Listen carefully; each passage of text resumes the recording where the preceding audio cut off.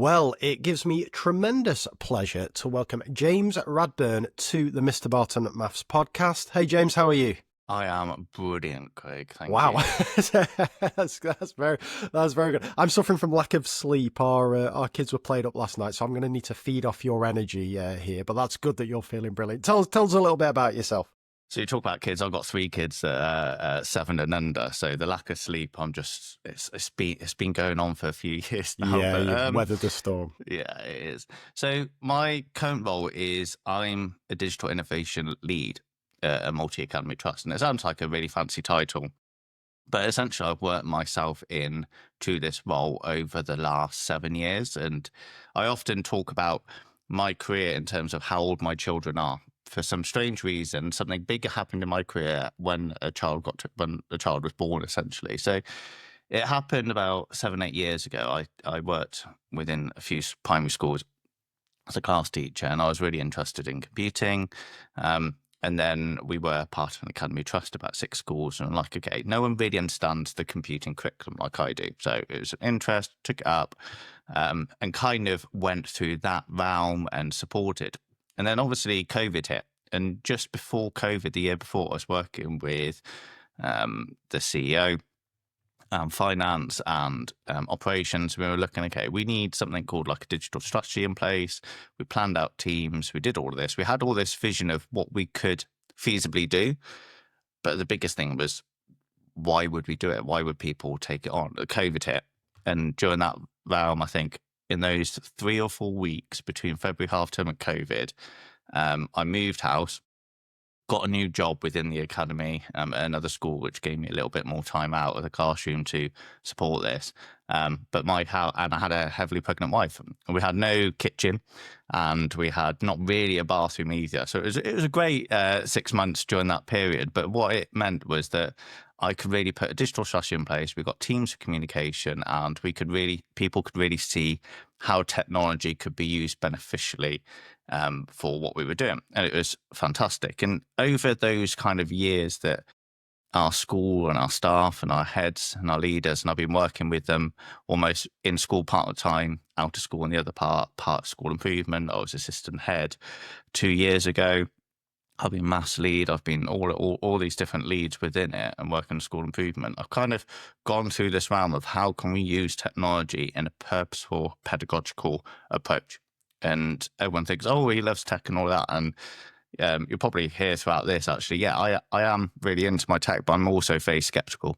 And I don't jump two-footed into anything at all. And I'm very much pedagogically driven. So my journey through where I am now, and what I'm looking forward to do the next few years as well, is really think about how can we use tech to support the good pedagogical practices we have, whether it's through coaching, whether it's through embedding it in the classroom. So yeah, that's my job's interesting, and I have to almost sit between the technical, knowing what do these companies tell us, and also what do leaders and what's teacher talk like, and all of these different elements. So I sit almost in between the realm of different viewpoints from different people all the time. So it's quite an interesting role that I've created for myself.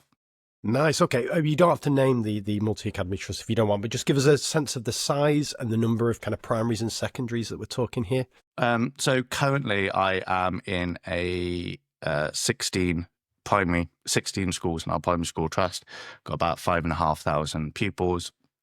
And then I'm moving jobs in the next month or so as well to a much larger with primary and secondary doing a very similar role. That's great. Fantastic. Okay. Right. Well, we've got loads to talk about. Let's do speed dating questions first, though. Favorite number and why, James? 21. And I was thinking about why 21 the other day. And it's because, I don't know, it's the product of 2 prime numbers, 3 and 7. But also, if you add 1, 2, 3, 4, 5, and 6, you get 21. 21's in lots of games and things like that. And even, I remember my 21st birthday, I was in America, sat on a lake, sat over in the most calm place in the world. And I was like, yeah, this was good. So 21 is mine. Answer. Love it. Favorite topic in maths as a student?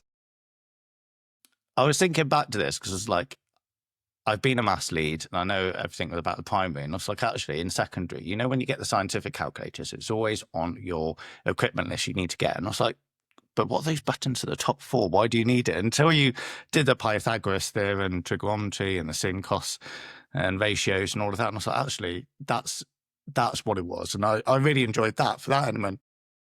But I really enjoyed the fact that it's got a historical element to it. And also you can apply that to different areas. And I thought actually that for me, the historic, it's something new you use in. I was like, oh, okay, these buttons are actually useful in the end. And the application, I thought actually that was something I really enjoyed and still like, okay, I wish to do a bit more. Nice, good answer. And final speed dating question, what job would you like to do if you weren't involved in education? I always like, when you go to gigs, I always look at the sound panel and the mixing board, and I was like, I would love to do that. You travel around, whether it be even a musical or whether it is a gig or something. You travel the world and do those things. I have done in the past. This is why I love being a primary school teacher. I remember, I think it was after my firstborn, 2 weeks. Yeah, it was 2 weeks. And my head teacher was like, how are you going to be back for paternity leave? And luckily my son was born actually on the right day. So I think a 5% chance, but came back and we did our cathedral performance. There were 1,500 people in Worcester Cathedral, had all the children there, and I was doing the sound for it and playing guitar and everything. And I was like, this is amazing. This would be incredible to go around and do. But that was probably the longest, hardest day of my life when I did not sleep for 2 weeks before as well. So yeah, I still think with sound design, things like that, I'm not a good enough musician. I have got guitars in the background. My son's just taken up drumming as well. But something to showcase others. I always like stepping back a little bit and having that idea of showcasing others. But yeah, something like sound design where you could fiddle around a little bit. Lovely. Sounds good. And one more kind of general question before we dive into the AI stuff. Favorite failure? Someone in your career that didn't go according to plan, but you learned something valuable from the experience. I've been reflecting quite a lot recently about myself and different things, and the idea of taking control. I think often when you're an ECT or NQT, when I was, you kind of just jump two-footed into a job, completely take it. You don't know what a school is like. You may be able to be a TA, you may be able to do that, but being as a teacher in that school is quite a different realm. And especially when you worked, my first school was a 3-form entry primary school. You've got to work really well with not only the leaders within the school, but also your team and the TAs that we had in there. It was a few years into my teaching career. We had the traditional lesson observation. It was judged. We had 2 senior leaders. It was in that, and it was just a one-off lesson. I think it was a maths lesson looking at the relationship between area and perimeter, identifying patterns and the correlation of we were using blocks around the outside to determine if there is a pattern, and we had a problem based on that. But I was thinking back, and it was like they asked the TA during the lesson, like, is this a typical lesson? And they're like, no. And it completely fell flat on its head because it was a activity based, but it wasn't necessarily that caused me why I thought it was a failure, because it was a failure and I knew exactly why. But what was really interesting for me was I was called in to the head teacher afterwards. And I was like, okay, that's a little bit odd. And then then I found out another TA said, oh, you've had cover organised. And I was like, okay, for the next day. And I was like, okay, why is this? No one's told me I'm out or anything. And then I had a realization that they got a maths specialist in, came to talk to me, and we hit it off. And we were talking about maths, about the pedagogical approach of it. Then I talked to the maths lead saying, this is what I think we need to do. And she was agreeing with me. And I was like, but the school perceived this as a failure for me getting a specialist in to come and have a support and talk about something. And at that point, I was like, where the school is with where a lot of schools during the time were doing learning walks, doing low stakes, we're doing coaching, it was very much of a judgment based. It wasn't that actually this is a journey, this is how we want to be coached, how we want to be supported.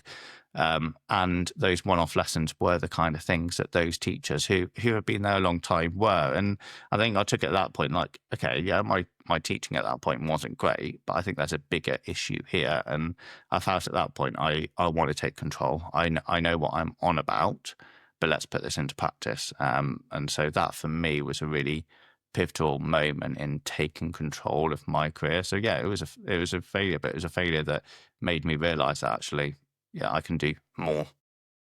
Really nice. Lovely story, that. Brilliant stuff, that, James. Love it. Right. Okay, so let's dive into the AI stuff. So you've painted us a bit of a picture of your kind of general interest in technology, but let's talk AI specifically. How did that interest first come about in you? And just talk to us about the relationship with Neil as well and teacher prompts and how that's come together. So when AI kind of the generative AI element of it, and I think it's important to note that actually when we talk about AI now, we often mean the generative AI type of machine learning, where you've got the large language models like ChatGPT, Copilot, Claude, and then even the image ones about Dolly. But you talk about AI when you look at the imagination game and things like that. Actually, AI, the big umbrella of it, is quite broad, and it's been around for a long, long time. But when generative AI came out, it was November around 22. I had my third born.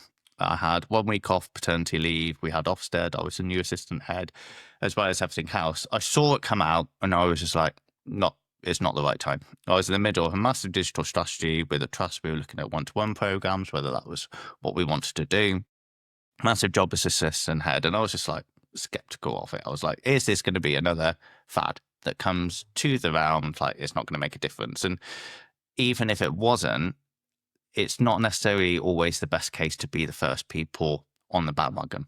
And I read something the other day to saying actually, if you're the first people on the bandwagon, it doesn't mean actually you're going to progress a lot quicker than others. Some will, but when things get mass market and go out, actually it will be beneficial for all and it'll be easy enough. So it's not too much of a worry to sit back and see those who had almost the infrastructure and had the pedagogy and had the digital space, that they had that foundation they could build on. Great. We didn't have that foundation. So I was sat back watching it and seeing that, yeah, you could do text creation, and it was good. It was simple. It was moving heads about different things. And it was only when you could see, I think there was a Will Smith video, and the differences between a year of, it was a very jaggedy video of him eating spaghetti and noodles, and it was all over the place, and you could just kind of make out it was Will Smith. And then only 12 months to 18 months later, that it was almost cinematography level of imagery, and it didn't go away. And these things were coming out day by day, and people were like, it's going to be the next revolution. I was like, yeah, but where is the revolution? What have we seen? What is the impact of? And I think it was, first of all, seeing within 12 months, 18 months, actually, this is something that's going to stick.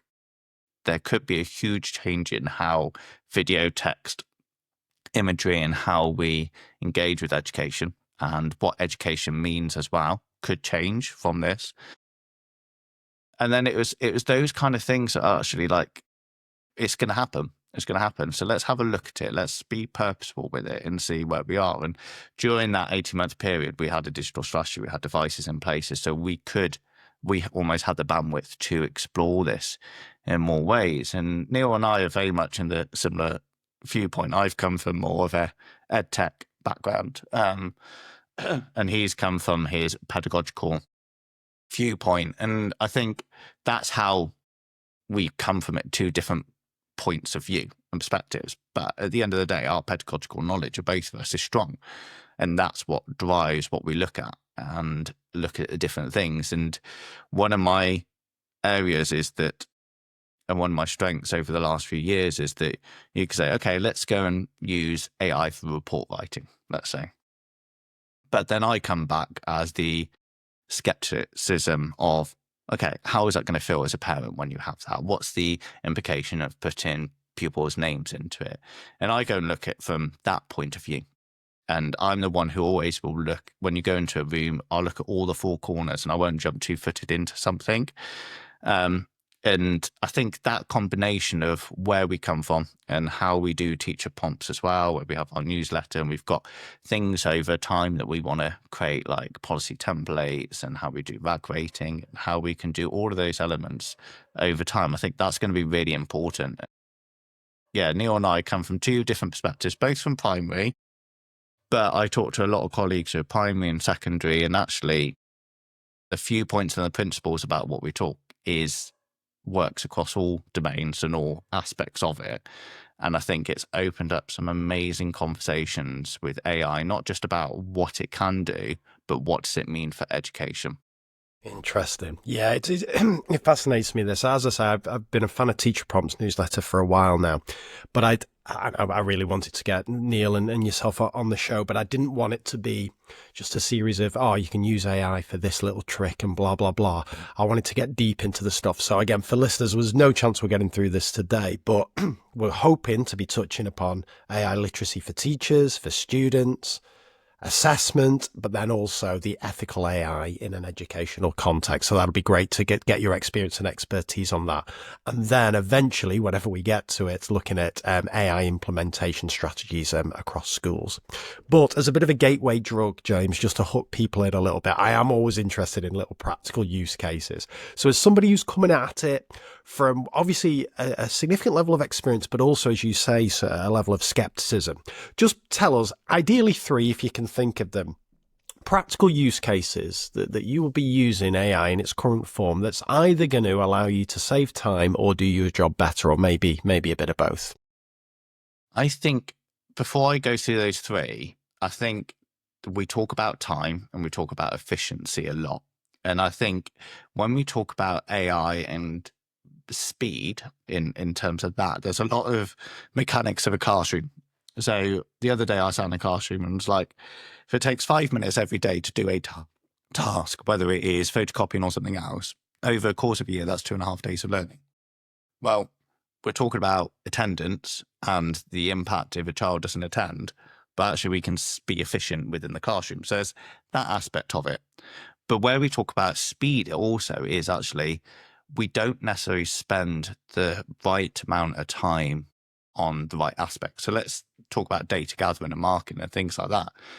Actually, if you could speed that element up, you could be more focused on the implementation of, okay, what's the feedback and how can we move it forward? So I don't like the phrase reducing workload, but I think if we can reimagine how we do that teacher workload, because as teachers, we're going to be thinking about things all the time. We're going to be working on different things. So I think speed and efficiency and workload, you've got to look at it beyond what it seems like on the surface.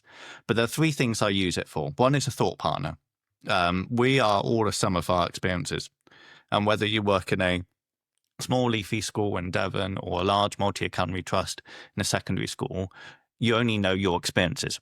And so for one, as I was a leader and I was looking at strategic writing, and we were putting some ideas about a one-to-one device scheme, we were like, okay, what are parents' perspectives? And part of our group, we were parents, some of us weren't.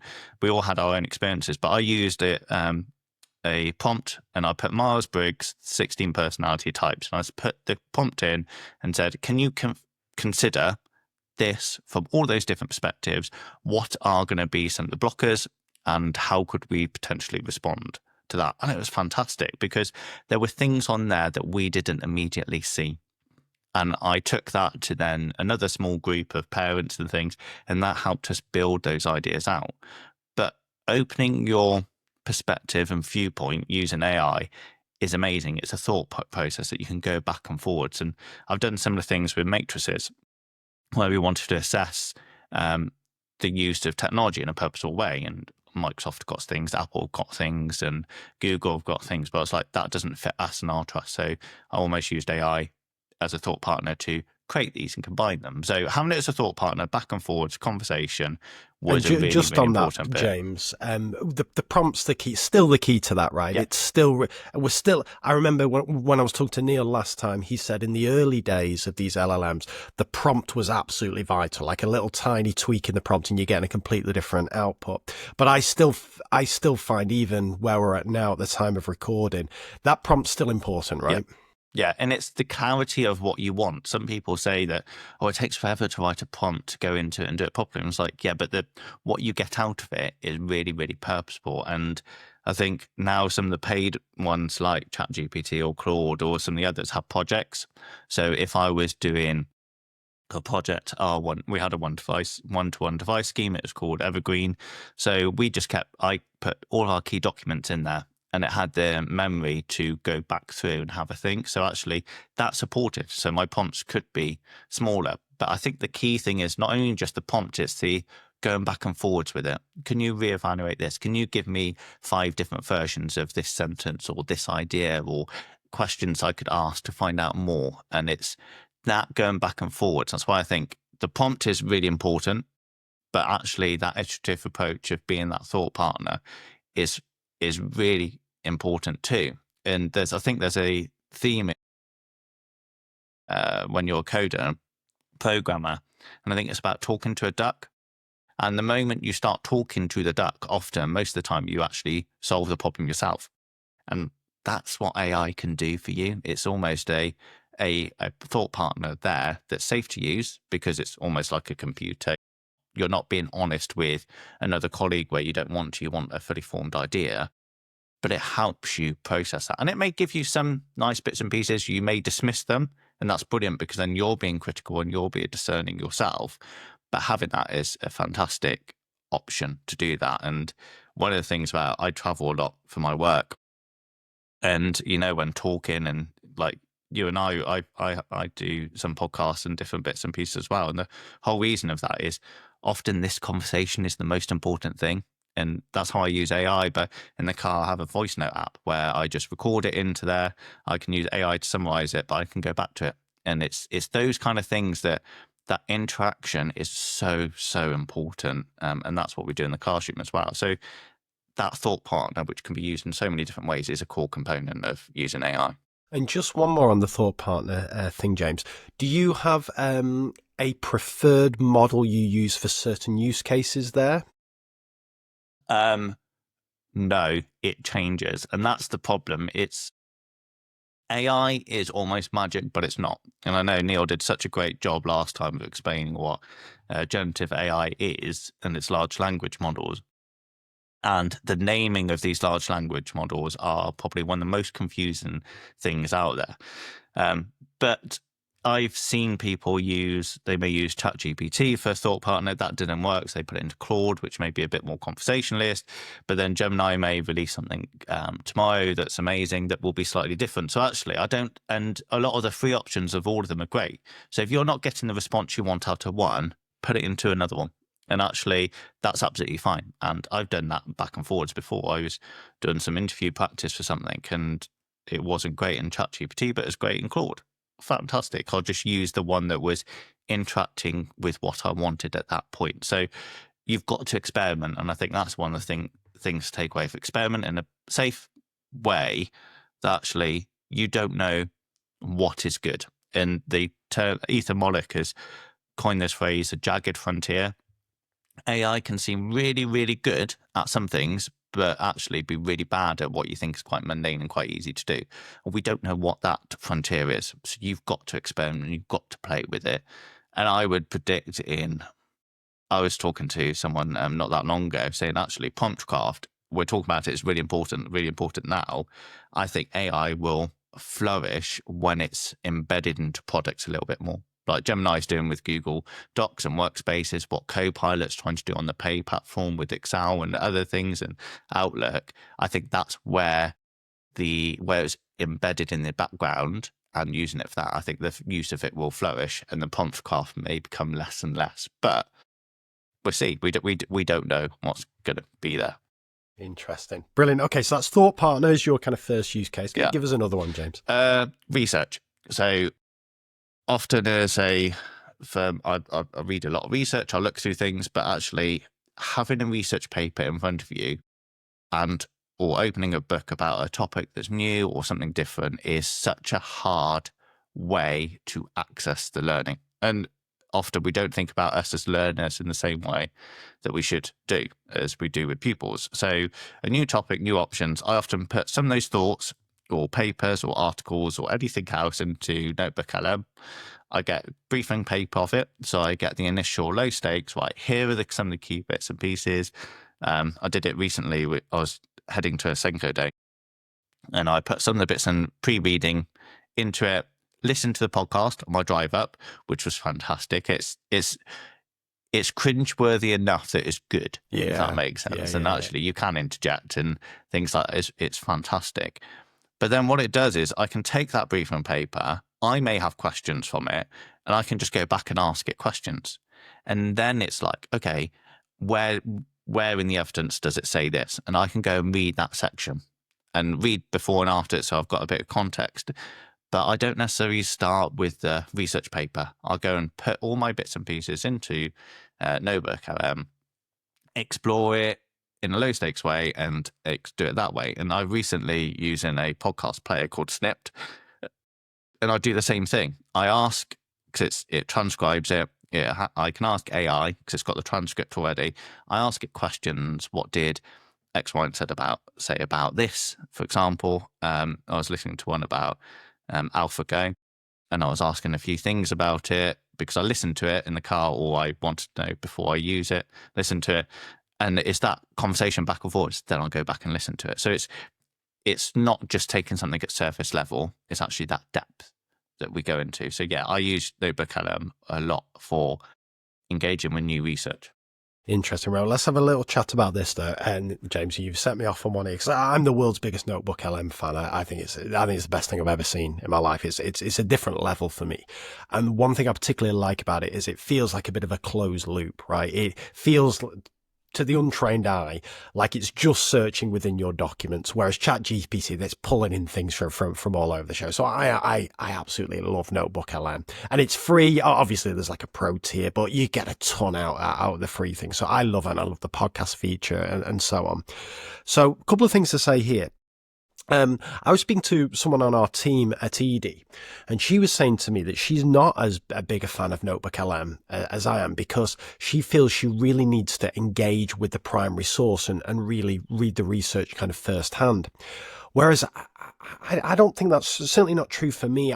As long as you're not doing this, as long as you're not just banging it into Notebook LM and saying, tell me the main 3 points, and then that's the end of your analysis. As long as you're doing what you're describing, where you're starting to ask the questions and interacting with it, I think you're getting as much, if not more, out of it than reading the primary source. Because the problem with the primary source, as you well know, some of these research papers, they are incomprehensible some of the time. Yeah. They're so badly written, some of them. I'm thinking, what are you going on about here? And the real gold gets lost amongst the noise of all this chat that's going on. Whereas Notebook LM, it gets right to the heart of it. And then, as you say, you can then ask it to delve in a bit more to that. So I've got another thing to say after that, but just a quick reflection on that, James. Using Notebook LM versus the kind of reading the primary sources, where do you stand there? I would use Notebook LM as the safe, easy way in to start off with. And I think we may talk about future skills and other things later, but the concept is that we've got to engage. Even if you read the primary source, you've got to engage with it in some way. And the problem with just reading the primary source, it's one-dimensional. And Notebook LM deliberately kind of focuses it and asks you to engage with it just by the fact of you doing it. And therefore, then you can be more critical of the methodology of it, which may be something you haven't looked at university until you did your dissertation and things like that. So actually, I think we are more critical with the research because we're using something like Notebook LM, because it's a lower stakes, easier way in. But yeah, going back to the primary source, reading the aspects of it. But see so many people who read hundreds of books a year and they say, okay, I skim through it, because often in a book or something else, there's only one or two moments of gold. And it's the same with a lot of these research papers. And I know one that's coming out recently, they've done a massive study around use of technology within schools. They've actually put a section that gets rid of all the traditional academic writing that's just aimed for teachers. And it's those kind of things that we need to engage with. We are a profession. We should be engaging with research. But within our day-to-day, we struggle. So therefore, why can't we put different topics in? And you could put loads of papers in Notebook LM. And one of my favorite features is the mind map. The fact that you see how it interconnects with ideas. And I think that's fascinating. It took me back to university when you did all the research and you had all these different things. I used quite an old school markdown file in a way of creating those mind maps. And for me, that helped. And I still plan. I have massive notebooks when I'm planning a presentation or planning the next project or something else. Mine's all mind mapping, because that's how almost our schemas work. Okay, what's the weighting? What do I need to look here? And so having that as a ease of use way in is brilliant, and it evokes that idea of conversation. We're going to have to go on another tangent here, That's James. fine. Like, Yeah, we said we weren't going to get we're far never today. getting anywhere here. But you've mentioned something that's really close to my heart here. This idea of reading books and kind of book summaries and stuff. So I'll let you behind the curtain here. So when I was researching my first book, How I Wish I Taught Maths, obviously there was no notebook LM, so I had to read all the primary sources of the research. And at the time it felt really beneficial, but it was bloody hard, I'll tell you that much. I would come away from one paper, having spent like 90 minutes on it, thinking, what the hell is that even on about there? And then just go back to the abstract and try and pick out the kind of key bits. So notebook LM would definitely help there. But I also read a load of books, right? So I don't know, 40, 45 books, something like that. Now, people make an even stronger case that reading a book in its entirety is really important, as opposed to getting the kind of top level insights. And I've messed around over the last 5 or 6 years. You know, you've got, I won't name them, but you know, there's these services that are essentially an audio, like a 5-minute summary of, whatever, 7 ways to influence people or whatever it may be. And also like a written, like, bullet point thing. Now, I thought that's the dream for me, right? Because I can essentially be reading, in inverted commas, a book a day here. I can do all the great works of non-fiction, just bang them in my ears. 7 minutes later, I've got all the key insights and so on. So I've gone through 3 or 4 of these products, and I don't like it, because there's almost too much information to take in such a condensed form. Whereas with a book, reading it does feel inefficient. Like, you could read like a 300-page book and maybe you only get 3 or 4 insights from it. But it does feel like that actual process of engaging hard with that text and also having a little bit of fluff around the outside to actually, give you a bit of mental space to take in that point feels worthwhile. But as I say, it does feel inefficient. So I guess my roundabout way of getting to the question here is, would you bang a book into Notebook LM, or is that a step too far? Let's say you had some big work, the new whatever, big education books come out, next Daisy Christodoulou book, Douglas, whatever it is. You banging that into Notebook LM and kind of interacting with it, or are you primary sourcing that? Are books different from research papers? I think books are different, and like I have physical copy of books, always have a bookcase, but also have my Kindle as well, depending on what it is, how I feel. And the way I use my Kindle is that I highlight something. It goes to an application in the background, takes all my highlights, then I dump it into my knowledge base. So if I want to search stuff, I can find those key elements. But I wrote down a word here, journey, because a book almost gives you the journey. It gives you the thought process for the writer. And the fact of, I bet you had the same when you were writing your book, actually, it added clarity to your thought processes, and you basically summarized a lot of research papers and find things from your experiences and put it into that journey. So I think there's an art form to writing, and I think there's an art form to books as well. And books nowadays, there are some that are written in so different ways as well. Like, we're talking non-fiction here, but some, yes, you've got to read the whole journey, but there's some books that are coming out, especially around AI and things at the moment, where you would just you may say, okay, I'm going to read this section because this section's relevant to me now. Another section may be relevant down the line. But I think the stories and the analogies and that journey of how you get to that final piece is really, really important. And it's always a book. You said, oh, I read that book. That was really impactful. Why was it? And when you go back to it, and some of these books nowadays have like a too lazy to read section at the end, or here are the key insights at the end of the chapter. I'll go back to that. I was like, oh, that's why. And then I can go and see. So I think having that space by reading a book and having that mental clarity of going to that journey is really important. And I think going back to just seeing what those key takeaways is good. And I think we can consume too much information. And unless we're engaging with it and a book slows you down, or a Notebook LM, if you're taking the primary sources and you're kind of interacting with it, it gives us that deeper level connection than we would of just saying, right, let's listen to a summary, a 5-minute summary of a book that someone's spent 3-4 years writing. And I think, is that actually doing justice to what the author wanted? No. It's just someone taking the ideas from that book, putting it out of context, and not understanding the journey that author has gone on to get there. And I think there is an art form to writing. And I think we've got to respect that. On the second point, you'd be massively going against copyright if you find a PDF of that and put it into there as well. So there's that aspect of it.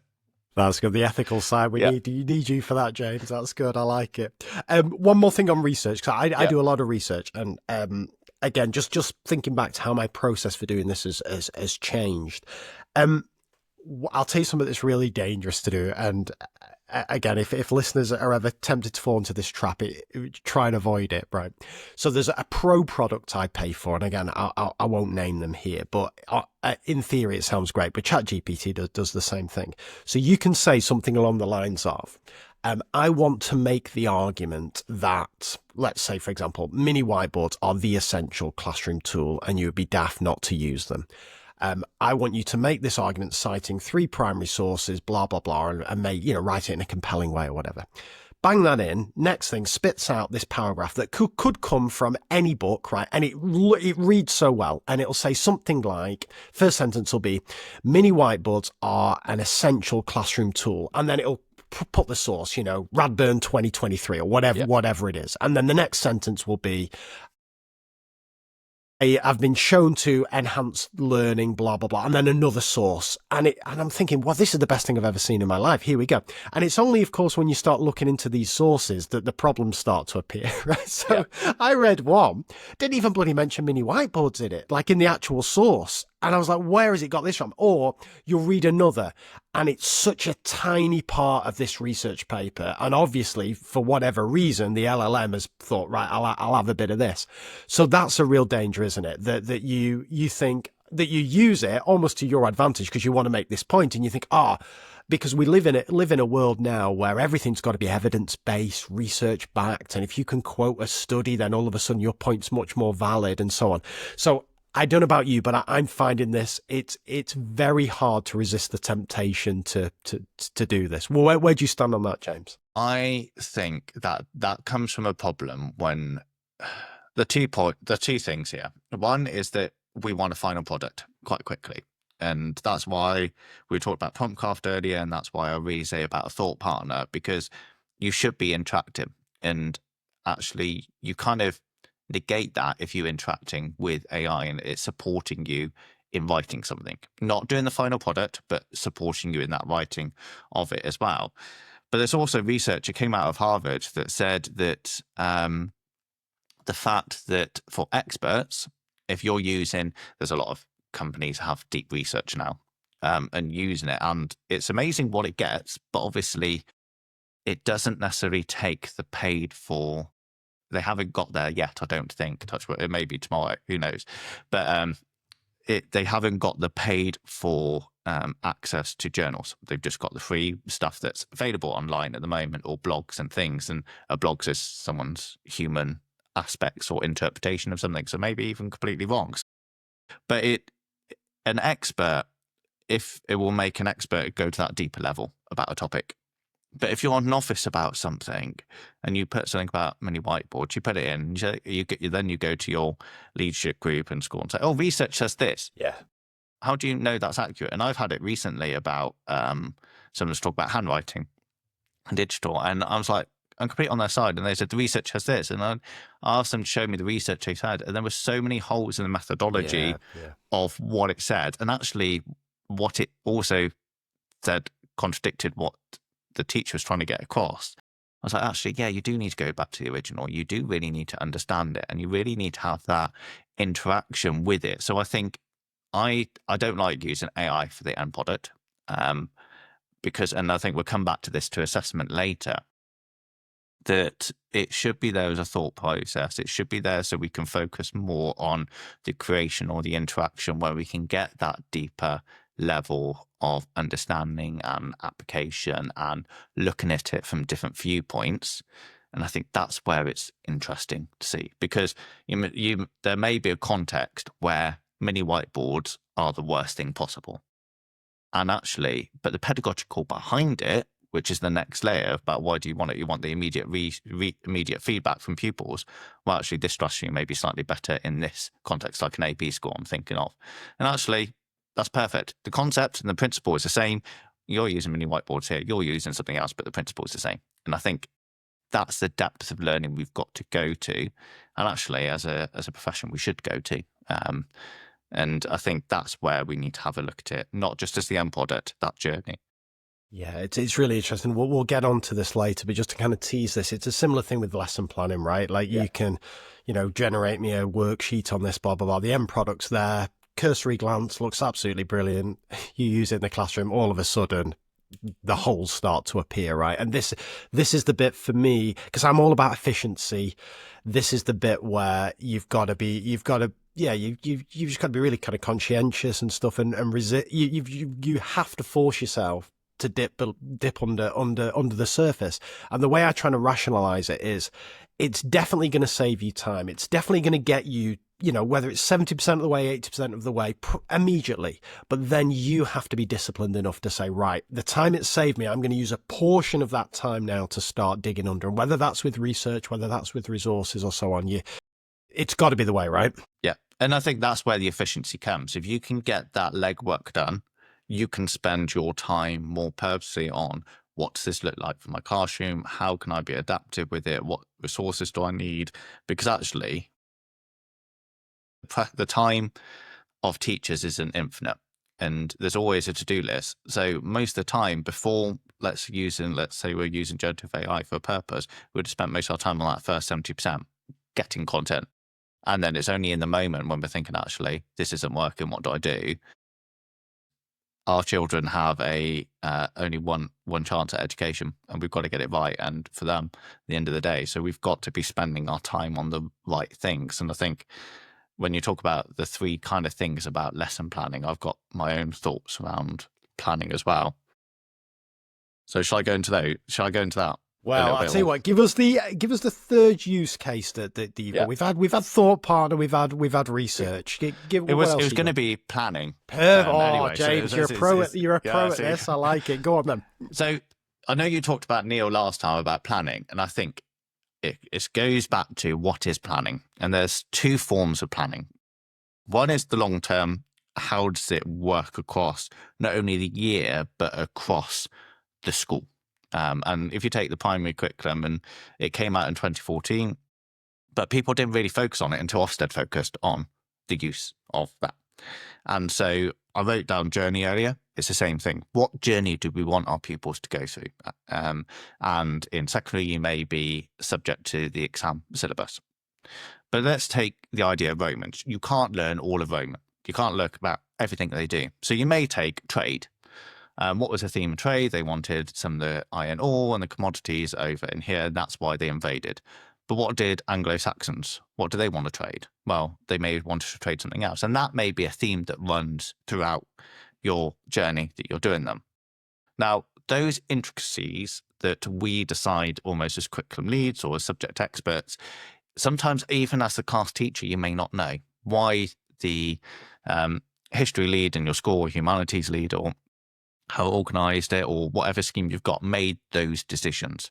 Because you can't be a history expert and an English expert and a science expert. You've got to be an expert to a level, but knowing those pedagogical decisions about the curriculum or what they did is almost impossible.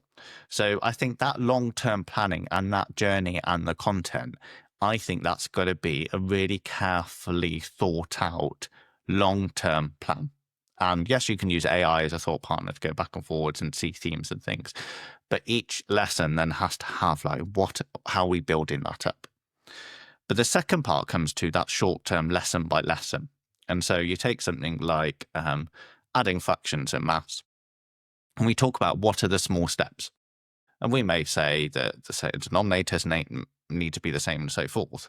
But actually, if you think about the small steps, they need to know what the numerator is, what's the denominator. And we need to go through that whole process. What does it look like? Because we need to get to this level of mastering. When we talk about mastery, maths, this always comes through, but often they can do the abstract and they can just write it down. But do they conceptually understand what it looks like? Can they understand what it is, what it's also, but what it's not? And I think there's too often where, when we're looking at those small steps, I haven't found a maths scheme where they have broken those small steps down in such a concise and clear journey that for a teacher who may not necessarily immediately think about what those small steps are, and that's actually a really hard task to do, that's where AI could be a really interesting component. It can also be a really interesting component about analogies. We were looking at communicative law the other week. So we said, okay, how can we describe this to children? And I put it into AI and it came up with the idea of Lego pieces. Same factors, different order, same product. Got a really nice dumb sentence. We got a really nice analogy. We created an image based on it. But that concept, we did that lesson and we carried it on. And actually, that was a really nice way of doing it. I know Neil talked about last time about the Claude artifacts. Actually, I can have a limited examples because we have it as a class and go through. And so creating those activities or those model texts where you've got prepositions and where you want tier 2, tier 3 language or model text and things like that, those elements that are going to support you in delivering or giving examples to children of what it is, what it's also, but what it's not, are really important components. So when we talk about long-term and short, when we talk about planning, I separate it out of, there's that journey, but what's that journey look like within that lesson? And I think we've got to be careful that we say, right, AI as a lesson planning tool, and lots of people come out saying, yeah, that's going to help proficiency. But actually, what does that mean? And I think we've got to look beyond that surface level. Geez, right. Lots to unpack here, James. I'm going to go on a little rant. Well, a little ramble is probably the more accurate term. I'll just chat away for a bit and then I'll throw it over to you. You can either just say, forget it, or feel free to react to any bit of this. As came up with Neil, I think about this a lot, this role for planning. And it often comes when I visit schools and I work with either non-specialist teachers or novice teachers. Planning's the bit they find the hardest, right? Because they don't have that classroom experience to fall back on. And I look back at the first 5 years of my career, my planning was absolutely horrendous. And I would have really benefited either from centrally planned resources or one-to-one work with an expert or potentially with AI. So the way I'm thinking about it at the moment, on my Tips for Teachers website, and listeners can look this up, when I think about planning these days, I think in terms of what I call a learning episode, which will be, it's loosely defined as the amount of time it takes students to fully grasp an idea. And it'll take part over a sequence of lessons, but then also there'll be retrieval opportunities built in to give students opportunities to think hard about things they once knew and so on. And within this learning episode, there's different building blocks. So I have a block called purpose, which is how it all starts. How do you convince students that what we're about to study for the next couple of weeks is meaningful, what is worthy of their time and attention? And then I have a block called atomization, which is what you're touching upon earlier. So if you take something like adding and subtracting fractions and you break it down into its smallest constituent parts, you have all the literacy things. So as you say, do students understand what a numerator is? Well, to understand what a numerator is, you've got to understand what a numerator isn't. So you need minimally different examples and non-examples and all these kind of things. Then after atomization, you go into for me anyway, the teacher-led I do. And then you have the mass participation we do. And then you have some consolidation practice. And then you have some purposeful practice. And then you have some problem solving. You have all these building blocks that I think students need to go through across a sequence of lessons to really grasp an idea. Now, what I find interesting is when I've been planning in the past, my options have been limited to two things. I can either create those things myself from scratch, or I can do curation. I can go to all my favorite sources and hope I can find something similar that I can slot into these building blocks. So I have certain sources I go to if I want to find some things that would fit into purposeful practice, certain problem solving sources I go to, and so on. But what I've been messing around with over the last few weeks is the LLMs are at the stage now where if you feed them enough good examples and also feed them enough bad examples and you write that prompt smart enough, they do a pretty decent job of generating you, let's say, the atoms for adding and subtracting fractions together with the relevant examples and non-examples. They're also pretty good at spitting out the problem solving resources that you might use for this. They're also, I'm going to say this will get me in trouble, but better than most teachers that I watch anyway at coming up with good explanations for how to add and subtract fractions, because of course they're not doing it in the noise of a classroom where kids are kicking off left, right and center. They're, pulling from all the knowledge that's around and so on. So I reckon, again, going back to our point that we made before, you can't just press a button, the output comes, and then you use it in a classroom. You've got to have a look at it. But I say it's getting you 80, 85, even 90% of the way there if you've fed it enough, if you've trained it up on enough things. So for me, I think this is not necessarily the future of lesson planning, but it's certainly a lot better than either doing it yourself, and it's certainly a lot more efficient than trying to just search the whole web trying to find things that fit. And it certainly feels a different level up than just saying, I'm teaching year 3 fractions tomorrow, give me a lesson, So yeah, that's what I'm messing around with at the moment, James. Just wondered if you have any thoughts on that. Yeah, and it comes back to you're finding a purpose about those different sections of a lesson, or through that learning episode as you were talking about, and you're going down into each one of those. And I think the danger that we've seen with lots of schemes is it comes up with a PowerPoint and a teacher clicks through it.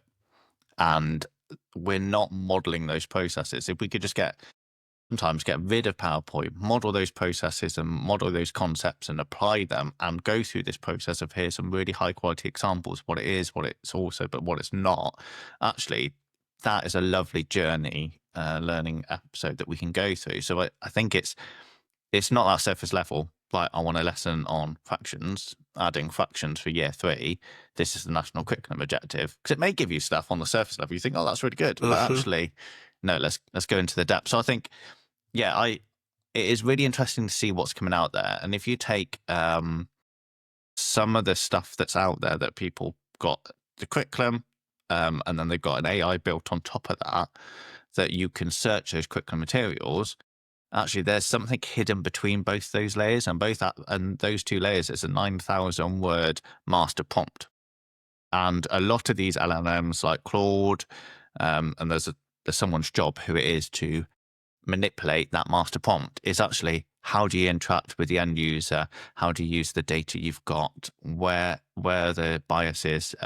How do we weight things like that? And actually, there is some hidden elements. And so we can never just take something as verbatim. We've got to interact with it. We've got to look at it. And I think, yeah, it's really interesting. And when you even take a centralized resource, it may be, as you say, actually centralized resource maybe 50% of the way there. Yeah.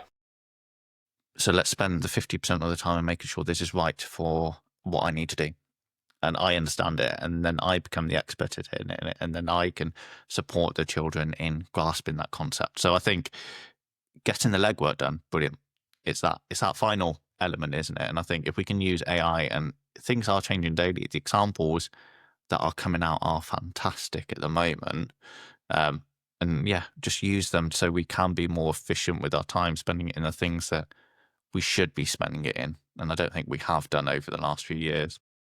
Yeah, it's interesting. So again, if listeners are interested, I'm starting a new monthly series off with Chris Bolton that I'm actually recording tomorrow, the first episode of that, and he's sharing his ideas of atomization with a practicing secondary maths teacher, and I'm going to interview him and Chris at the same time about how he's applying Chris's principles and Engelman's principles in the classroom. But I'm very interested there because I've certainly found when I think atomization it's the most important part of lesson planning, but it's also the hardest part. Firstly, to break something down, and then to think once you've broken it down, what's the best way to convey this to students with those either minimally different examples and non-examples and so on.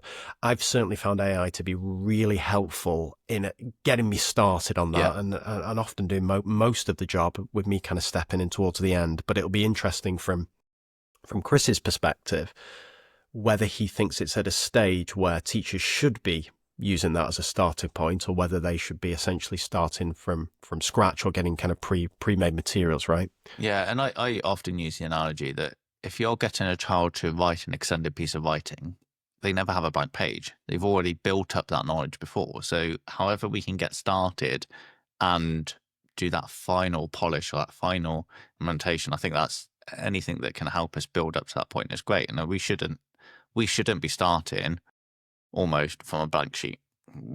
There should be things that we are using and looking at, and sometimes time is precious, and you can't make those decisions unless you're in the middle of it in the lesson, because you don't know. You can do as much planning as possible, but unless you're adaptive and willing to pivot, because you know the journey is strong, you know actually what those small steps are, and you know that actually they're stuck on, they don't really understand what a denominator is. So we've got to conceptually understand that before we even go on to the next stage.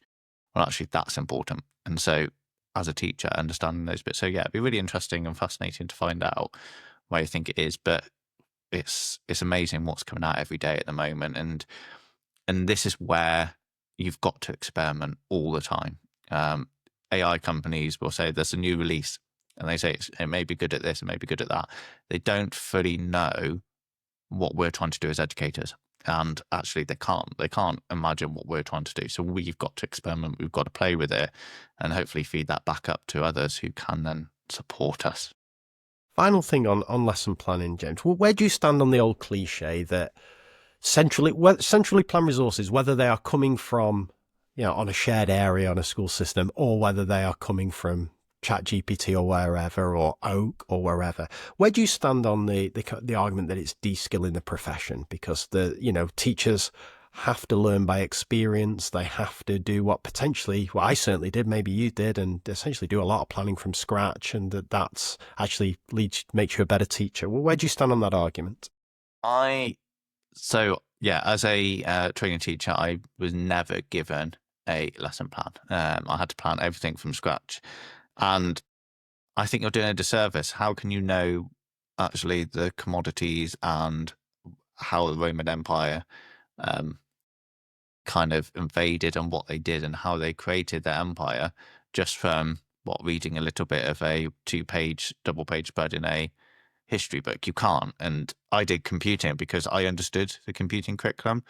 And it's taken me, especially in the primary school, it's taken me years and years to get to that expert knowledge. And we don't become experts overnight. So anything that journey is created from a long-term viewpoint or is important. And I think that's what we should start with. I think, yes, there are times that I understand the argument that we've got to create things to become expert in it. But until we see enough good examples of what it is and examples of what it isn't, we don't really know. We can't be an expert in it. So I think, yeah, centrally provided resources, planning, whether it's AI or from a trust or something else, is really important. But it's then how is it used? And I think that's where it could be. Some schools may say, actually, them in a trust, that curriculum doesn't work. And it could be it's not context right for them. They could be an alternate provision school, so therefore they have to have something, a different viewpoint on it. Or that planning isn't very clear about the decisions it's made and why it's made those decisions as well. And we talk about there's too much stuff in the curriculum all the time, from primary and secondary. So let's be purposeful with what we've got. So we have got a centralized curriculum resource, and it's not necessarily saying at this point of the lesson you've got to do this, at this point of the lesson you've got to do that. If the learning objective or that core knowledge is really clear, that's what's important. And I often say with curriculum stuff I've written before, go back to that learning objective, go back to actually what that core knowledge is. That's the most important bit. How you get there, these are some ideas. This is what I've done. But if something else changes or you want to adapt it, fine. That's the core component of it. That's really good. Right, let's move on to AI literacy for teachers. Now, I think this is interesting, James. So there's a danger, right, that you're kind of in your little bubble. So whenever Twitter was at its absolute heyday, I just assumed every teacher was on Twitter. And then if I saw a resource when I would then talk, doing a CPD session, everyone else had been on Twitter that night and they'd seen that resource. But of course, it's not true at all. And teachers have very different experiences and so on. The only data I can go off is when Teacher Tap do some kind of survey about how many of you have used AI in the last week and so on. And one thing's true, like the numbers are definitely growing. There's no doubt about that at all. But also there's no doubt that there is a significant chunk of teachers who have not touched AI at all in any of its forms unless they've been compelled to by some school policy or used it without knowing and so on. So what would you say is the minimum that all teachers need to know about AI? I think there's a little bit, and we'll come through this in the fact that there's a thing about being AI literate, but also digitally literate. And I think there's a interconnection between this an awful lot. But I'd say there are 4 key, I'll try to put this concisely as possible. So there are 4 key things. You need to know what AI is and what it isn't. I think we need to look at what are some of the practical uses so teachers can get started with it.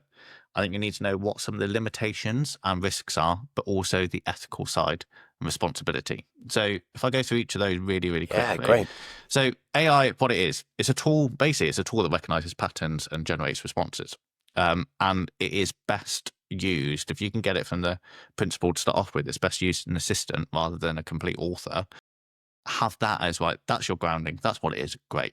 Because I talk about computing curriculum in year 1, and it's like, the computer's not magic. Someone's actually designed the UI to look like that, or the binary system of where it is. Actually, we have to go beyond this is magic. It is, AI is a little bit magic in some ways still, and even the companies don't know how it works at some points, and they've got to test it.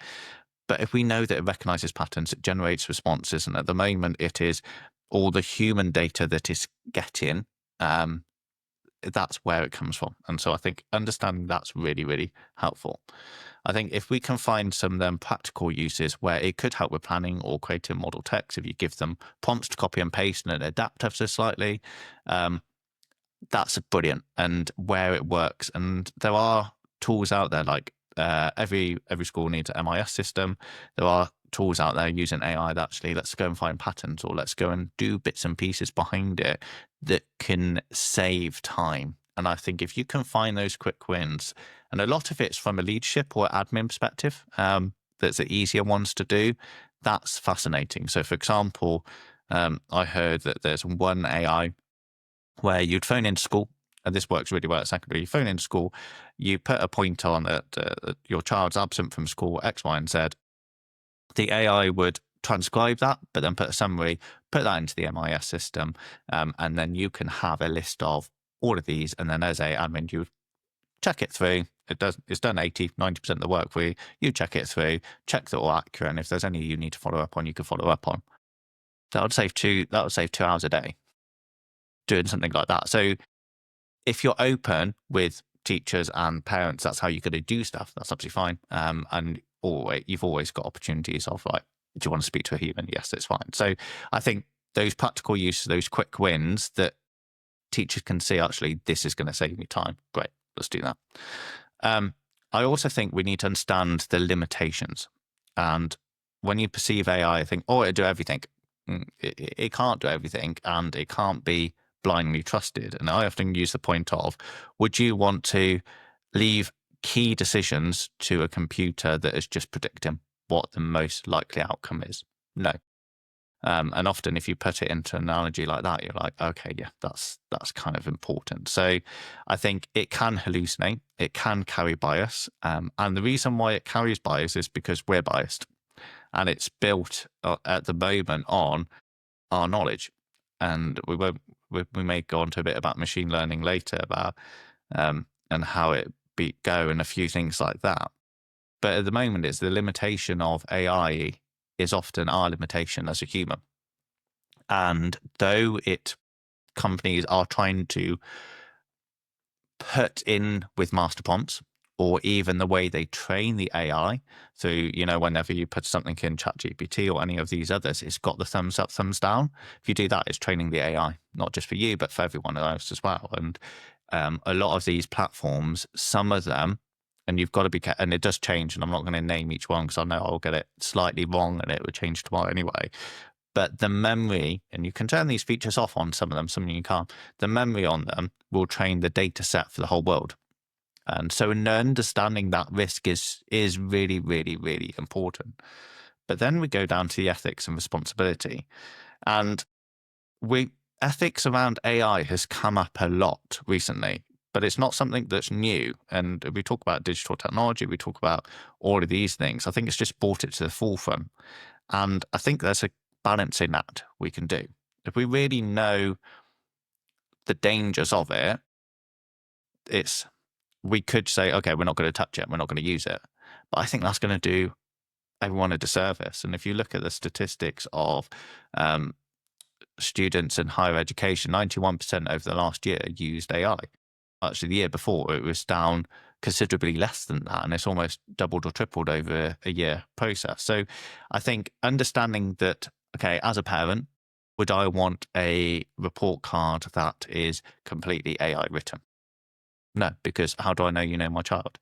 And it was really interesting. I had a child written targets in autumn term. Definitely my son's writing, or definitely my son's tone of voice and how he'd write something. They did the same thing in spring. I was like, no, teacher's just written that and it's completely different. You could tell quite easily. Now, you can't tell if something's AI written, and I want to get that. You can't do that nowadays. It's basically impossible. But I think if we are thinking about the responsible use of it, there are things that we could do and have a think about, and have groups of teachers, leaders, pupils even on that. And like, is this an ethical use, and is this a responsible use of AI in our setting? And are we transparent with it? Because I think being transparent, even with, let's say you're using AI to support you in marking pupils' work, actually being open to the pupils with that, and even open with parents about how we use AI is important as well. And I think we shouldn't hide away, because if we hide away, we are going to do our children more a disservice.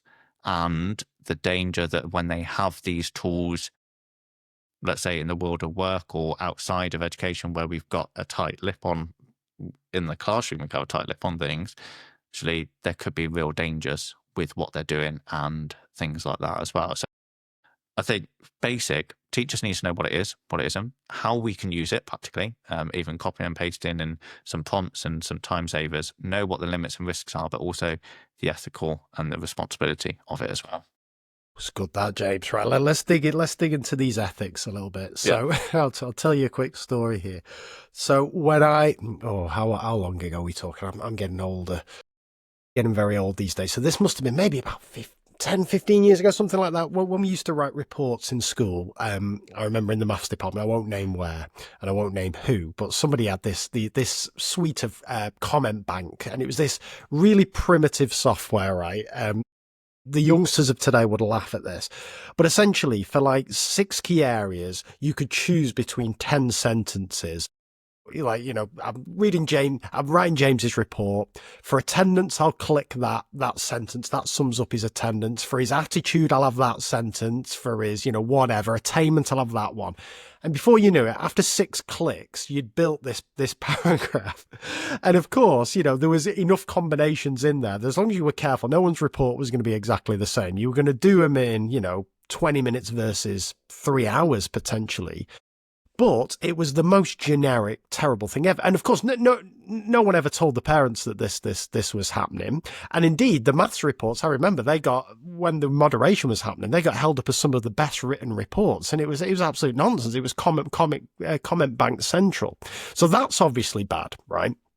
But the AI version of that is potentially a bit better, right? Because if you kind of, the way I'm visualizing this is you kind of, describe the child in a few sentences, you bang out a few things, very unprofessionally written or whatever, you just bang them all in there. And then also it has some way of connecting to the kind of data on that child in terms of, their attainment, how they did in the fractions assessment, how that compared to how they did last year and so on and so forth. You're going to get probably a better report out of that in less time than any individual teacher could probably write on their own, right? Because you've got that massive processing power of spotting all the patterns in the data and so on. So my point here is, when you talk about ethics of AI, is the only ethical issue not communicating to pupils and parents how the end product has been created? Or are there some, basically, aside from the obvious, are there some just unethical things? So is it unethical to have AI generate a student report in its entirety, do you think? Or is the only unethical bit of that if you do that and not communicate it to students and parents? Okay, that's a huge one. Okay, so there's no black and white answer with any of this, and I think that's one of the key things we've got to consider. The best schools I've taught to and the best academies I've taught to are academies where you have a group of teachers, leaders, not necessarily parents at this stage, but teachers, leaders, and pupils. And let's say you go in and you present something. It could be me, who's the EdTech lead, or it could be a leader saying, this is what I would like to do. Let's trial it and let's have a look at it. And each of those people will bring their own perspectives, because actually, how would a pupil feel in that instant? And this is me not saying don't do it. This is me saying, actually, let's use AI supportively in that regard. But I think it's having those different perspectives and understanding as a collective, this is our approach. We may use AI to support it. So we may take some of that data from our MIS system or from our assessment systems and everything else. Actually, we can use it. And I've seen there are companies out there that a lot of their work is done. They track. So if someone is delayed in responding compared to what they usually are, that may provide a red flag. Brilliant. You're looking at the data, you're finding something from historical. Great. Actually, that's useful. Or it may consolidate all of those assessments you've had throughout the year and give an informed picture. That's fantastic. Brilliant use of it. But it's what you feed in depends on what you get out. But there are certain things, like when you talk about within schools and within academies and with things, you have your DPO, you have your data protection officer, you have your or DPIAs, which is a data protection impact assessment. And you've got to be making sure that often schools recommend Copilot if you're Microsoft, because that enterprise data doesn't feed the larger language model. It doesn't take pupils' names and things. And some of these AI wrappers have been able to put that safety element in before you do that as well. But a lot of teachers may not even know that schools who don't have a policy or a blanket or some training behind it, teachers may be just putting things in. It may be feeding into a large language model because they haven't turned it off or they pay for it individually and all of that. And I think that's where it's really, really difficult. And if you compare even like the EU AI Act compared to the UK's version, it's a completely different approach. So like EU is comprehensive, prescriptive, risk-based regulatory framework, okay? And it's really strict in what it does in terms of what it is. But the UK is a bit more of a flexible principle-based. And some of the things that's coming out of the DFE comes with the idea that if you are using AI, especially with pupils, you need to see what prompts they put in compared to what comes out. And things change daily. So you think AI may be safe, and you will push it to its boundaries, and you think we can push it to our boundaries as teachers, but actually pupils will push it even more because they sometimes don't have a sense of risk like we do. And they will find things that come back that will give it suicidal thoughts or things that actually the day before it wouldn't because it was done out. So I think there's a whole element of, there's no black and white. I think there needs to be an openness around it. I think there needs to be a discussion around actually are parents and students aware that how the data is being used. There's questions around who owns the data. Is it school-based data? Does the tech company use it? How is it done? Is it protected data as well? But I think it can be used to support massively. But anything that is just AI created that will go out there is, for me, from an ethical point of view, however it reads, it comes back to what's the purpose of that report. Well, that report is going to be at the end of the year and it just gives me a summary, and it should give me action points that actually would have been better if I knew 3 months before or 6 months before, which at a parents' evening or something else, or let's have a quick phone call conversation about it. That's where it's important. So I think, yes, AI could be used for reporting if you've got really clear understanding as a leadership where it helps, where it supports and all of that. But I think it goes back to what's the purpose of that report? And I think I've talked to lots of schools over the last few weeks that have done reports in January, done stuff now, or done stuff at the end of the year. And the ones that seem to be the best are the schools, and my perspective at this moment in time, and I've got 3 children, 2 of them in school at the moment, and my wife is my reception. It's quite funny. My wife teaches my daughter in reception, so I heard the report's hilarious. But it's the fact that actually, if you get the report mid-year, you've got things you can action, and then you've got conversations you can have going forward. And I think, for me, that's what the purpose of reporting should be. So it's yes, use it to analyze. Yes, use it to support you. And those word bank things, I was having a conversation with my line manager the other week. She said she remembers them. They were awful at the time, but things have changed. Things have massively changed. So actually those report banks and those sentences and things would be a lot better. And you don't have as many of those comments in the same way. Like you don't have any of the grammatical issues now because you can use AI to support that, and even wording and phrasing of making it clearer for those parents. But so I think, I know I've gone round about the houses with that, but I think there's an awful lot to consider. And when you start unpicking it, I think schools and academies should really have a group where these things are discussed. These are principles, and this is how we're going to approach it. And this is what we're going to experiment with. And I think that's the only way that we can go forward with it in a purposeful but also safe manner. Yeah, it's really interesting that the idea of the group, I think, is a really important one, but especially having some kids on the group as well, right? So it's interesting. I'm a skeptic when it comes to, oh, this is terrible, I'm just going to say this anyway. Pupil voice, I'm a bit skeptical of just generally, right? So anytime at a school I've worked in, I won't say which one, we always have kind of kids on the interview panel, and like, I just think, come on. Because again, you read, we've talked about problems with research, but there's a fair bit of research to say that students' kind of perceptions of like the teachers they most enjoy, often the ones that they don't necessarily learn the most from, and all that kind of thing. And I was in Sweden recently, student voice, they're absolutely loving the maths lessons there. Well, of course they were, because a lot of the time they were working in groups, having a chat to each other, blah, blah, blah, blah, blah. So putting my biases to one side, I think the point you made there about asking students how they would feel knowing that their report or assessment or whatever it is has been generated either in its entirety or in its made by AI, I think that's a really interesting, really interesting one.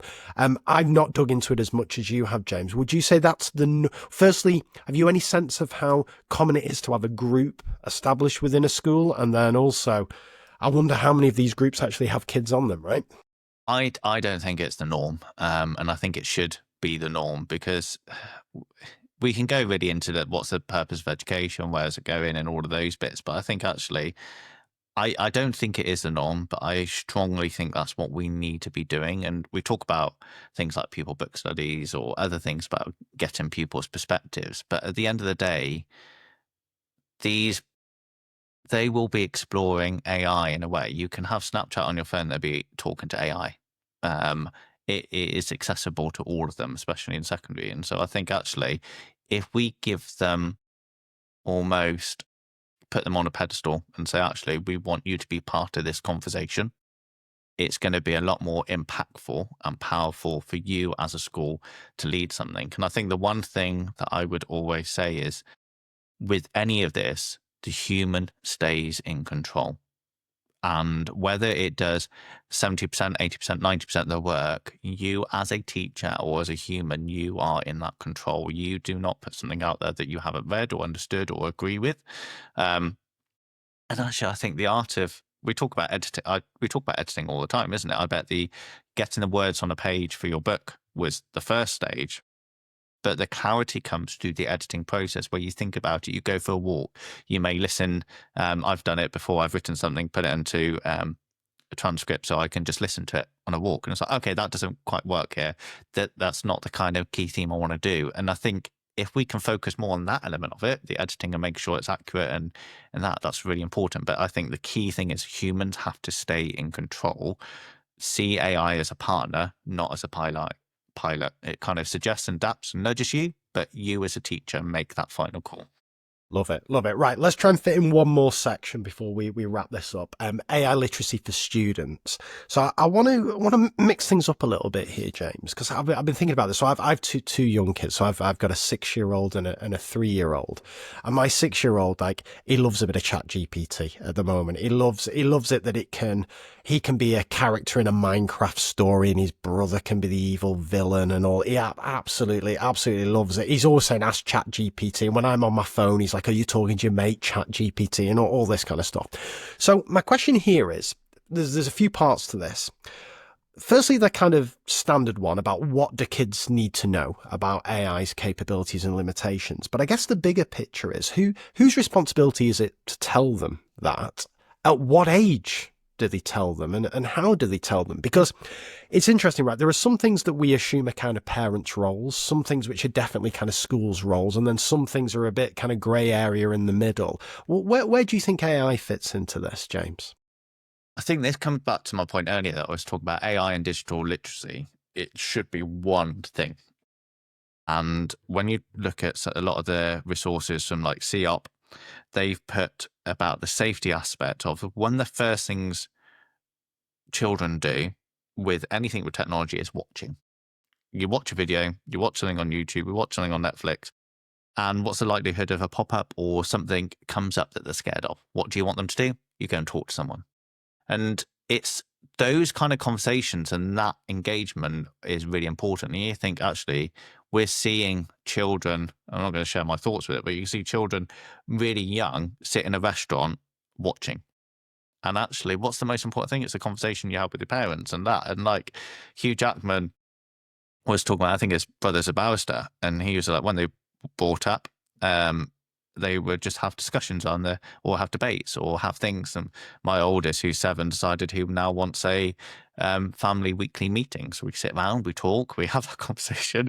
He writes the agenda, does that, and it was hilarious. My daughter, who's 4, going on 13, was doing it the other week. But it's those conversations, isn't it? So I think there has to be AI and digital literacy has to be a theme that goes all the way through school, and there also has to be a commodity with parents as well, and how that relationship works.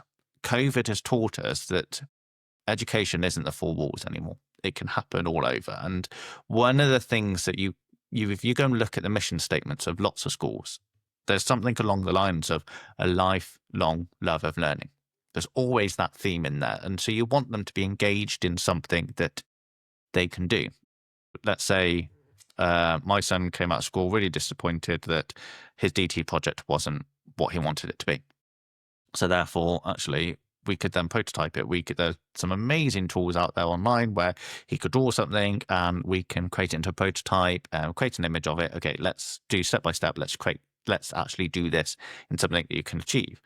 The other one is that the creativity of young children is so great, but often their skills lack what they can create from it. So when we drive to swimming on a Saturday morning at like 8:30, we see the Malvern Hills. And especially through the winter, it's covered in fog. And so we just came up with a joke that a giant's stolen the Malvern Hills.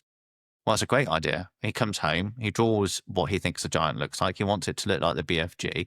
We put it into AI, we've created an image. And then actually, that then has instilled his writing in creating this story and going through things. And I think how it can open up opportunities for realizing what can be done, that they are not then just limited by what they can do on pen and paper.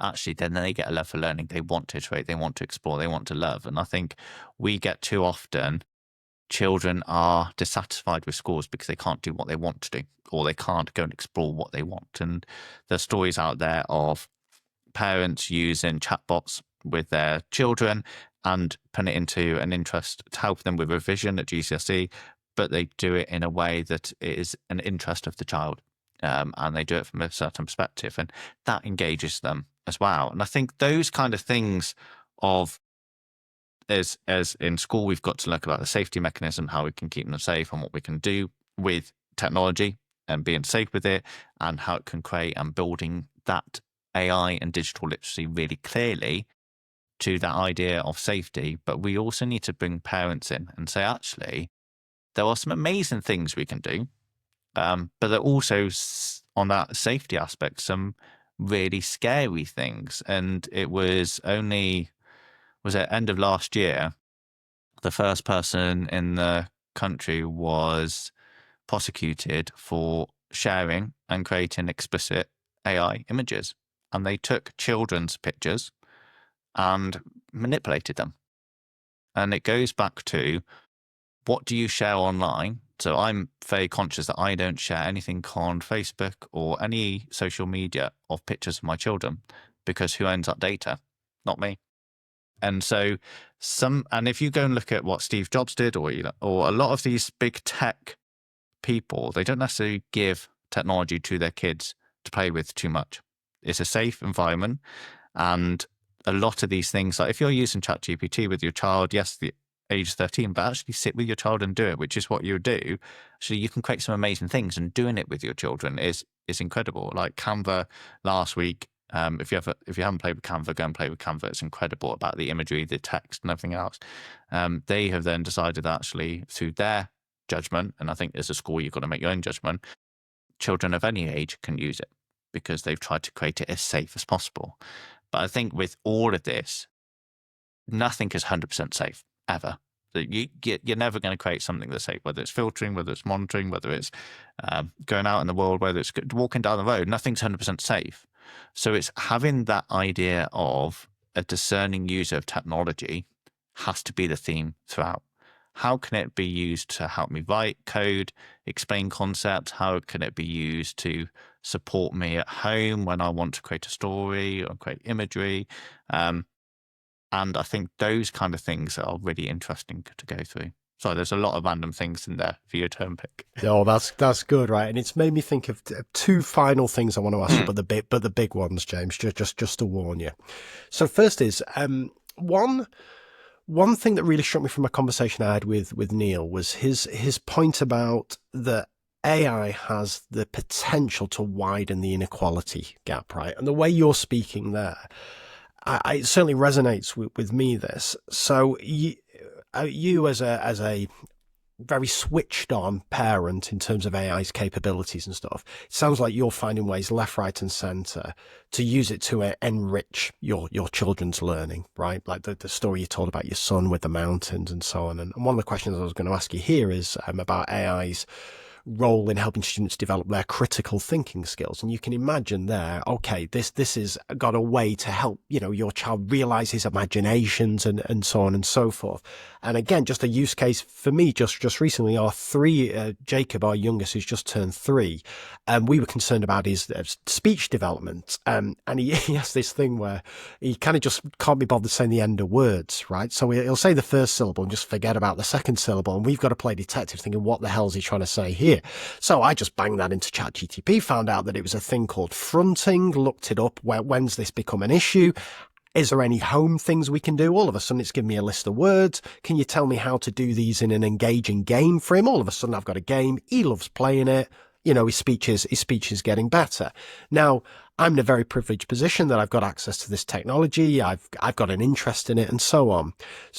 But to Neil's point, that's not true of all parents, right? Both on terms of the kind of, material things they've got available, but also their awareness and their time they've got to engage with it. So where do you stand on that viewpoint, James, that actually there's a real danger that as AI progresses and as its use becomes more prevalent, that actually we're going to see wider inequality? Yeah, and for me, that's one of the drivers about why we did a one-to-one device scheme at our trust. It's predominantly for access. It's for those parents who may not have devices at home, but it's also the way that we could control things in such a safe environment. And if you think about 40% of the households with children are below what they call the minimum digital standard, that's 3.7 million. And you talk about 4% of adults who have no access to technology or offline completely. And sorry, James, just on that, what is that minimum digital standard? Have you got any sense of what that involves? It's basically access to technology, is access to internet, and being able to access those things to get services. So, for example, childcare vouchers, got to do it all online now. If you go and look for booking appointments for doctors, you've got to do that online. If you're going to go and apply for anything, it's online. I know, I joke, but my dad, who's in the 70s, doesn't have a mobile phone. If you took him to London, how would he be able to even move, even order a coffee? Because you don't even talk to someone sometimes. It's those elements of it. And one of the questions they do use on that assessment is, have you used the internet in the last 3 months? And it's things like that. You think, actually, okay, there is a digital minimum standard that they've come up with, and it includes internet, access and the skills and knowledge as well. It's not just the access to stuff as well. So I think this will widen the divide. No problem with that in some way. That's going to happen. And so therefore it comes back to what the DfE are trying to do at the moment. They have the technological and cyber and digital standards that they've got on there, and they've had them for a few years now, and they're wanting schools to get to them by 2030. And there's an argument sake that you shouldn't have an AI strategy or policy if you don't have a digital strategy. And it comes back to the foundation of, do you have the right devices even for your teachers to communicate and to use safely that are filtered and monitored in the right environment before you even go down to the pupils' use of it? And if you don't get that foundation right, it's very hard to build and go through that. So I think, yeah, the growing digital divide is huge. I don't think it's just devices and security. I think it's knowledge and the application, and having these, like I said earlier, having those groups where you can even have a parent group. How are you using technology? How are you using technology even in your work? They may come up with things that as educators, like, it's a different world. We a lot of us don't work in the business, or we haven't actually worked in the private sector at all. We don't know what it looks like and how they're using it. And so having those open conversations and then building a curriculum or building things where you can bring parents in to talk them through and have those digital skills that they can say, okay, this is what's amazing, this is what we can do, but here's also the dangers of it, is fascinating. And I think it's a really difficult one to answer. And what do you do? And I think the DfE in the right way are trying to get schools up to a standard that is accessible and then go forward. Because the problem with technology, it costs, and it could be redundant in 3-4 years' time as well. And I think that's a huge danger as well. You could, for some families, paying £20 a month to a large language model for someone to go and use it to do all their coursework on, have the end product. They may not necessarily understand or know, and they haven't had that interaction. The final product looks good. They've got high grades. They got into the university and gone through all of that. Okay. Well, then that comes back to what's the point of assessment, and actually what should assessment be? And I think that's another one that we could spend all day talking about. But there is a huge digital divide. It's only going to get bigger. It is on the government's radar. Whether what they're going to do is going to be purposeful and act and support that. But I think it comes back to what COVID taught us, is that the classroom is no longer the four walls. We need the community. And it's going to be the schools that are strong, who have people who have a critical eye on it, who understand what the potential are, but also the dangers. They're the ones that are going to do well. And I think it is those schools that are starting to try and reach out to local schools and say, actually, let's do this together. Let's go through this journey. And there are some amazing educators out there who've done some incredible things around the country and done stuff, but none of them have done it. They've done that after they've got a really strong digital strategy in place and they've got the foundation of stuff. Because I remember in COVID, I was talking to trustees in my bedroom upstairs. It was really hot. I had asked the builders to stop drilling for the morning, and I was arguing that every teacher needs a laptop, and that's how we're going to lease it. And I thought we're going to get lots of backlash, a lot of money. And someone turned around and was like, yeah, that makes absolutely sense. We have this in the prison sector. We have this in X, Y, and Z. Let's do it. And it was overnight, sorted, job done. And I think we need to have a strong foundation, because the problem is you're going to have teachers, and you are having teachers in every school who will go out on a limb and use bits and pieces. But the dangers could be huge in what they're doing as well. So I think I do feel it is something that's consciously on my mind all the time, about how can we bring our families along, and having control and having devices and having a strategy in place is the first step, but getting there is not easy. Interesting. Okay, I like this. Right, final question, and then we'll tease what's coming up in future conversations. So the broad question here is a terrible one, James, because I'm interested in your view on kind of what you think the future of school is going to look like, maybe through the lens of your children, thinking when they're in Yeah. the upper ages of primary and then starting to think about secondary. That's the terrible version of the question. But let me pad it out with a story. Now, I think I told this to Neil, but I certainly had a discussion recently with Ollie Lovell on my podcast about this. So Ollie, for listeners who don't know, he's an educator in Australia. He's got his only child at the moment. I think she's 2, something like that, Ada. He's thinking about homeschooling her, right, going forward, right, which feels 5 years ago would have felt completely out there. But his argument is that AI is already at a point where it can probably deliver a more personalized, effective learning experience for his daughter than can be achieved in a class full of, 30 students and so on. So that's one extreme. I think I told this to Neil, but I was in the US recently and I was talking to a lady who'd visited a school that morning where I think it was a high school, the first 3 hours of the day, kids are on devices 1-to-1 and the teacher, and they have like breaks every half hour or whatever.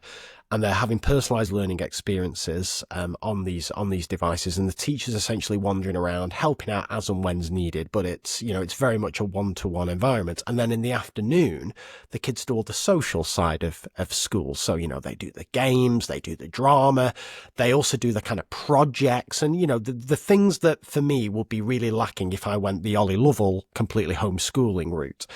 Now, when this lady told this to me, she presented it as like some kind of, dystopian future. But I'm sat there thinking, what, that doesn't sound the world's worst thing. And I think that's with the perspective I've got at the moment, having spent the last 5 years visiting 2 or 3 schools every week. I've seen some kids going through entire days not learning a single thing, right? And if you can motivate them, and I think that's a big if, but if you can motivate them to learn, to engage with the devices, and I think that's where the role of the teacher comes into play there.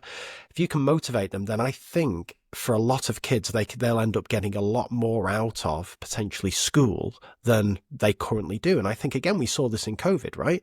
There were some kids who thrived, probably didn't thrive emotionally, but thrived academically because for perhaps the first time ever, they could work at their own pace. They could pause videos, rewind things, which you simply can't do in a class. So back to my terrible question, I'm interested in kind of what you think the future might look like, but also what's your view there? What would you ever consider homeschooling? Would you ever, if a school was available where they could do 1-to-1 devices in the morning and then do the social aspects in the afternoon, would you ever consider that? What do you think, James? It's a question and a thought that my wife and I have all the time. Like, we're both teachers, so we're both quite analytical about things.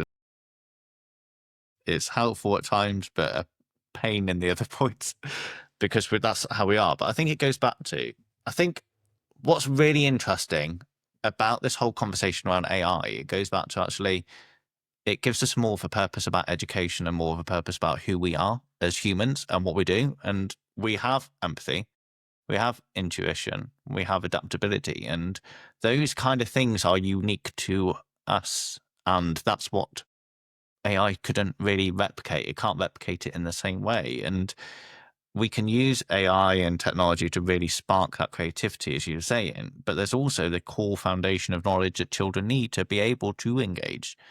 There's no point Googling something if you don't understand the first basic concept of it. And you're talking about your speech and language thing there. Well, you could only Google that because you have the foundation of you were listening to something, you identified the part of speech that they were missing out, so therefore you could go and do that research. And I think it's one of the school's jobs should be, what is that core foundation knowledge that we need that is a non-negotiable for everyone, that actually we can teach pupils in a way that is not just engaging, because I think actually, I don't like the word engaging sometimes, because if you've got a love of learning, you could be engaged in something that's actually it's not necessarily a topic that you want. And we need to open up pupils and students and teachers' perspectives on different topics they wouldn't necessarily originally see. And otherwise their view of the world will be narrow. And I think that's the other danger we've got to consider with this. But having devices, there's also a thing of, have you got the core foundation skills of fine and gross motor skills? Have you got the interaction of the social mobility, and are you engaging with nature and going out and around and doing all of these things that we as teacher and parents we would naturally do often, and not all the time, but often that's what we would do. And I think there is an element of the other side of the argument is that if the quality of teaching was good and everyone was brought along for the journey and no child was left behind, would we be having the same conversation about that personalized learning? And I think it comes to when you talk about your structure earlier, I've been thinking a lot around structure of lessons and learning journeys and where that goes. And I think some of that personalization of going, you you do something with space retrieval practice 2 days, 5 days, something else later. That's a really good way of using technology and AI. That you've got the foundation in the classroom, you've had some practice, you've got some feedback. Okay, I'm going to go and practice it going down the line. I need that space. I need that. And I think that is really, really important. And I don't think we have enough space in our curriculum or the right tools at the moment to allow that. So yes, when you're thinking about private or homeschooling, that'd be brilliant. I think there's the other element of the social side of it. My middleist is 4.5, COVID baby in the middle. I've got 3 children, and someone, or as the mother-in-law said the other day, you've got 3 children, same parents, same like kind of experiences like those on COVID, completely 3 different children. And it's, whereas we were talking about private or homeschooling, another thing, oldest may be brilliant for it, but the other 2, there's something there that I don't think it would work for them. And they need that social aspect. They need to be uncomfortable. And as parents, we're quite good with change of face. If one of them is having a meltdown, we just swap over for the other parent and we just take a bit of time and space in terms of it. So I think it's something that I've been dwelling with a lot. I think there isn't time and space within the curriculum to let children to really explore things in depth. And when we talk about this poor teaching, actually, they may seem like they're getting something, but do they really conceptually understand it? Can they really have those problems and can they solve them and can they do that? And I think there's a whole gap there with how we're teaching and how we're doing things at the moment. But yeah, it's a problem that I've been dwelling almost very recently a lot with my kids. And what do I want education to be? I want them to have a love of learning. I want them to find things. And my son's like, there's some lessons in school I like and some I don't want to do. And he he wants to learn about the Romans. So we're going to go camping to Carleon. We're going to take an iPad to look at the 3D scans. So imagine like, I want to find out a way that they've got the ruins there. And I was like, it'd be really cool if I could have a 3D model and actually conceptualize this is what it looked like. How would it feel inside? We can do all of those bits with him because that's the love of learning he's going to have. And he's one of those that he will ask you questions where it's not just the why. He wants to go into the full depth about something. And we get stuck a lot of the time. And I found it really sad at one point when he just came back and said, my teacher just Googles it. And I was like, that doesn't show a love. That doesn't show the engagement that he needs and feeling valued. So I think we need to work out what's the foundation of our curriculum, what are the core non-negotiables that our children need to do. But every child, they are going to find something at some point that they will almost be a geek about. They will go into it in depth. Like you talk about children, they know dinosaurs the best age 4 or 5 because that's what they love. They love the names of it. They love what they do. And every child's going to have something and we need to find that for each child. And I don't think the current schooling system and how tight it is and how it is can do that for all of our pupils. And I think there will be pupils who will just literally get through the day and come out of it and not learn anything. So if we can engage and we can inspire and give them the opportunities to explore that in a safe environment, whether it's beyond the day, brilliant. Because I have seen some amazing things, like even the access of technology. We teach them how to use something like GarageBand on the iPad. They come back and create their own music. Well, they've written something, they've composed it, they put all the components together because we sparked that love of learning. And I think if we can spark that love of learning into something, that's what our job as educators should really be. It's really interesting, this, James. I'll make one final point and then feel free to come back on it, and then we'll wrap up, because ironically, I have a meeting about AI starting in 13 minutes. So I agree with almost all of that. And again, I'm slightly playing devil's advocate a little bit here. But the core knowledge bit's really interesting, right? Because I completely agree with you. And that argument that you just Google everything, we know it's a load of nonsense, because if you don't have, as you say, if you don't have that foundational knowledge, you can't interpret the answer. You can't even formulate the question half the time.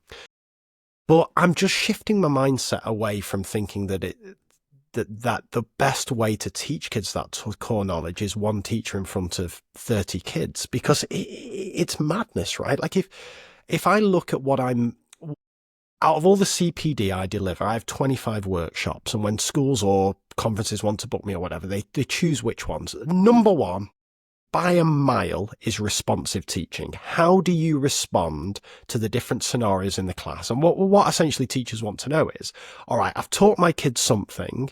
Some kids have got it. Some kids have half got it. Some kids don't have a clue. I have 30 kids. What do I do next? That's the question they want the answer to. And all you can ever do when you've got 30 kids is give some broad kind of strategies, which are never going to satisfy everybody. It's always a bit of a compromise and so on. Whereas you've got that potential, if you've got these one-to-one devices and you've got, as I say, the big if that the kids are motivated and engaged, but you've got you've got differentiation and responsive teaching solved there, because the kids can work. Let's take something like place value, and Dean's blocks and tens and hundreds, and you can have kids working completely at their own pace. You can have the LLMs adapting to give a slightly harder question, slightly easier question. We do a lot of work at ED with misconceptions, so not just the kids have got it right or wrong, but they've got it wrong in a specific way, so I know why they've got it wrong, so I know the next thing to feed them. A teacher can't do that.